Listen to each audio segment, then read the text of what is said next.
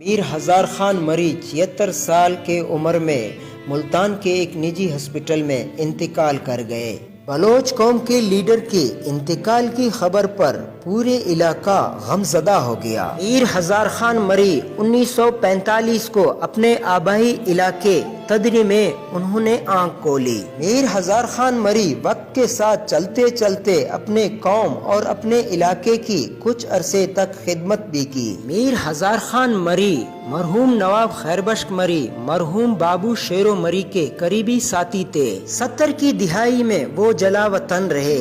کچھ عرصے کے بعد جلا وطنی ختم کر کے واپس اپنے علاقے کولو پہنچے، جہاں پر مری قبائل نے بڑی تعداد میں ان کی استقبال کی۔ آخر میں وہ اپنے آبائی علاقے جو کولو سے 110 کلومیٹر دور ہے وہاں پر رہائش پذیر ہوئے اور اپنے علاقے کی خدمت کرنا شروع کیا۔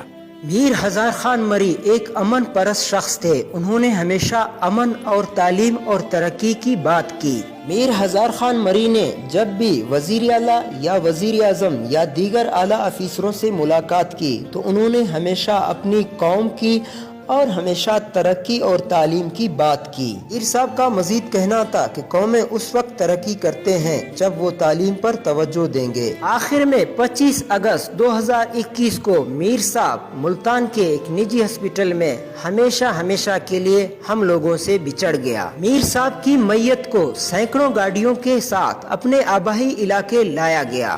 میر صاحب کے جنازے میں مری قوم، قبائلی رہنما، سول سوسائٹی، سیاسی پارٹی، سرکاری افسروں سمیت اعلیٰ شخصیت شریک ہوئے۔ دعا کرتے ہیں کہ اللہ تعالیٰ میر ہزار خان مری کو جنت و فردوس میں اعلیٰ مقام دے۔